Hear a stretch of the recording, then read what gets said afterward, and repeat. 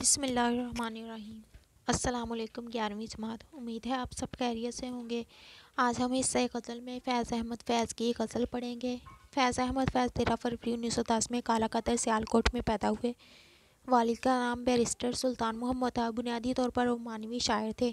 انہوں نے ترقی پسند تحریک کے ذریعے اثر عشق سے انقلاب کی طرف قدم بڑھایا، جذبہ اور نظریہ دونوں سے نباہ کرنے کی کوشش کی۔ بعض نکات کہتے ہیں کہ عاشقی فیض کی عبادت ہے، ترقی پسندی ان کا فرض ہے۔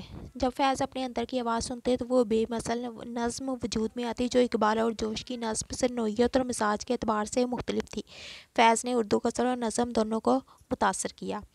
ایم اے انگریزی اور ایم اے عربی کی ڈگریاں رکھنے والے تعلیم یافتہ فیض کو حکومت روس نے 1960 میں لینن امن ایوارڈ سے نوازا۔ ایم اے اور کالج امرتسر میں پروفیسر بھی رہے۔ نقش فریادی، دست صبا، زندہ نامہ، دست طے سنگ، سر وادی سینہ، شام شہریارہ، میرے دل میرے مسافر، میزان اور سلیبے میرے دریچے میں ان کی مشہور تصانیف ہیں، جبکہ کلیات کا نام نسخہ ہائے وفا ہے۔ جدید شاعری کا یہ منفرد شاعر کسانوں اور مزدوروں سے سچی محبت اور ان کی کہانیاں بیان کرنے والا فیض 20 نومبر 1985 کو ہمیشہ ہمیشہ کے لیے خاموش ہو گیا۔ ان کی غزل کرتے ہیں اب۔ شعر نمبر 1 ہے: نہ گماؤ ناوگے نیم کش، دل ریزہ ریزہ گما دیا، جو بچے ہیں سنگ سمیٹ لو، تنے داغ داغ لڑا دیا۔ الفاظ کے معنی ہے: نہ گماؤ، مت ضائع کرو، ناوگے نیم کش، آدھا کھنچا ہوا تیر، دل ریزہ ریزہ پاش پاش دل، سنگ پتھر، سمیٹ لو بچا لو، تنے داغ داغ زخموں سے چور جسم۔ اس شعر کا مفہوم کچھ یوں ہے: اے مخاطب، اپنے اد کھنچے ہوئے نشتر میرے پاش پاش دل پر مت ضائع کرو، جو پتھر باقی بچ گئے ہیں انہیں سمیٹ لو، کیونکہ میں اپنا زخموں سے چور بدن قربان کر چکا ہوں۔ اس شعر میں شاعر اپنے محبوب سے مخاطب ہے کہ محبوب، اپنے اد کھنچے ہوئے تیر میرے دل پر مت آزماؤ، کیونکہ میں تو اپنا صدموں سے نڈھال دل گنوا بیٹھا ہوں، اور تمہارے پاس مجھ پر آزمانے کے لیے جو مزید پتھر بچے انہیں بچا کر رکھ لو، کہ یہ پتھر مجھے مارنا بے سود ہے، کیونکہ میں تو جان کنی کے عالم میں ہوں، اور چند لمحوں بعد تمہارا جور و ستم کے سامنے ہار مانتے ہوئے اس دنیا کو ہمیشہ ہمیشہ کے لیے خیر بات کہہ دوں گا۔ دوسرے الفاظ میں شاعر نے محبوب کی طرف سے دیے ہوئے دکھوں اور غموں کا تذکرہ کیا کہ محبوب نے مجھ پر اس قدر مصائب ڈھائے ہیں کہ میرا دل ٹکڑے ٹکڑے اور زخموں سے چور چور ہو چکا ہے، اور اب محبوب مجھ پر اپنے اد کھنچے تیر آزما رہا ہے۔ یہاں شاعر نے محبوب کی آنکھوں کو تیر قرار دیا ہے، جو کہ آدھی کھلی ہوئی ہیں۔ یاد رہے کہ اد کھلی ہوئی آنکھیں روایتی طور پر عاشقوں کے لیے زیادہ ستم ڈھانے اور مست کر دینے والی واقع ہوئی ہیں۔ بقول میر ان نیم باز آنکھوں میں ساری مستی شراب کی سی ہے۔ اسی حوالے سے شعر ہے: دل میں لاکھوں زخم ہیں، زخموں میں لاکھوں تیر ہیں، اب میری حالت یہ ہے کہ زندہ ہوں نہ مردوں میں ہوں۔ یہ تھا اس غزل کا پہلا شعر۔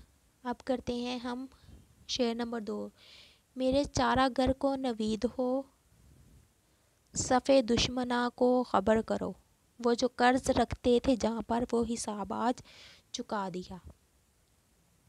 چارہ گر طبیب، معالج، نوید خوشخبری، چکا دیا ادا کر دیا۔ اس شعر کا مفہوم کچھ یوں ہے کہ میرے طبیب کو یہ خوشخبری سناؤ اور دشمنوں کو نوید دے دو کہ میں نے موت کی آغوش میں جا کر جان کے قرض کا حساب بے باک کر دیا۔ فیض احمد فیض معروف ترقی پسند شاعر تھے۔ تشریح طلب شعر کو ان کا مرثیہ کہا جائے تو بے جانا ہوگا۔ وہ ایک ایسا شاعر ہے جو اپنا مرثیہ خود لکھتا ہے۔ اپنی جدوجہد اور کوشش کے دوران فیض کو 2 قسم کے لوگوں سے واسطہ پڑتا رہا۔ اول قسم کے لوگ جو فیض پر ظلم و ستم رکھتے تھے، یہ لوگ اس پر ہر قسم کا ظلم روا رکھتے، بے پناہ مصائب دیتے۔ دراصل یہ طبقہ عمرہ و حکمران طبقہ تھا۔ یہ لوگ فیض کے نظریات سے یکسر بے نیاز واقع ہوئے تھے۔ عدل و انصاف کی سیاست ان لوگوں کا مطمع نظر نہ تھا۔ دوسری قسم کے وہ لوگ تھے جو فیض کے حامی تھے، اس کے دکھ درد میں شریک ہوتے اور اس کے زخموں پر مرہم رکھتے، اسے تسلی دیتے اور تشفیع فراہم کرتے۔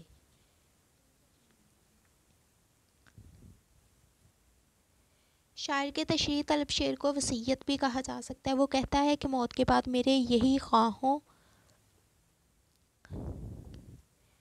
اور ہمدردوں کو یہ نوید سنا دینا کہ حق پرست اور انصاف کا علم بردار آج چل بسا، اب تمہیں اس کے زخموں پر مرہم رکھنے کی ضرورت نہیں پڑے گی، آج سے تم مکمل آزاد ہو، آئندہ سے تمہیں شاعر کو تسلی و تشفی دینا نہیں پڑے گی، نہ ہی حکام کے اس باغی کے علام میں حصہ دار بننا پڑے گا۔ بقول شاعر، بدلہ وفا کا دیں گے بڑی سادگی سے ہم، تم ہم سے روٹھ جاؤ اور زندگی سے ہم۔ اسی حوالے سے ایک اور شعر ہے، کھیل کوئی نہ عمر بھر کھیلے، ہم جو کھیلے تو جان پر کھیلے۔ یہ تھا شعر نمبر 2۔ آگے ہے شعر نمبر 3۔ کرو کج جبیں بے سر کفن، میرے قاتلوں کو گمان نہ ہو کہ غرور عشق کا بانک پن پس مرگ ہم نے بھلا دیا۔ کج ٹیڑھا، سر کفن کفن کا کونا، گمان وہم، بانک پن غرور تکبر فخر، پس مرگ مرنے کے بعد۔ اس شعر کا مفہوم ہے کہ اے دوستو، مرنے کے بعد پیشانی پر میرا کفن ٹیڑھا کر دینا تاکہ میرے قاتلوں کو یہ خیال نہ آئے کہ مرنے کے بعد اس کا غرور اور بانک پن ختم ہو گیا ہے۔ اس شعر میں شاعر اپنے دوستوں سے مخاطب ہے کہ مرنے کے بعد اس کی پیشانی پر کفن کو ہلکا سا خم دے دیا جائے تاکہ موت کے بعد بھی اس کا بانک پن ختم نہ ہو جائے۔ شعر میں فیض نے کج کلاہی کا لفظ استعمال کیا ہے، یعنی سر پر ٹیڑھی ٹوپی یا پگڑی پہننا۔ ٹیڑھی ٹوپی کا غرور کا عکاس سمجھا جاتا ہے۔ دراصل دور زوال میں لکھنؤ میں ایک ایسا طبقہ بھی تھا جو سر پر ٹیڑھی ٹوپی پہنتا تھا تاکہ جداگانہ شناخت قائم کر سکیں۔ یہ لوگ فن سپاہ گری کے ماہر تھے۔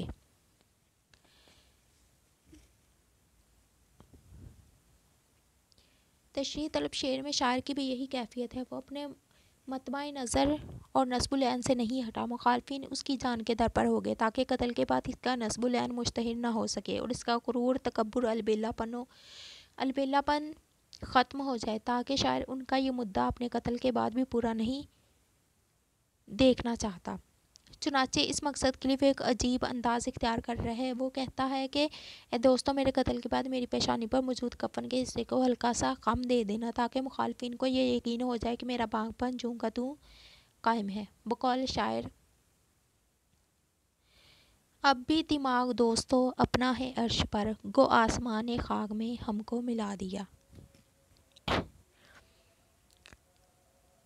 ایک اور شاعر کے الفاظ میں، غرور گل بدن قائم رہے گا، یہ اپنا بانک پن قائم رہے گا۔ ٹھیک، یہ تھا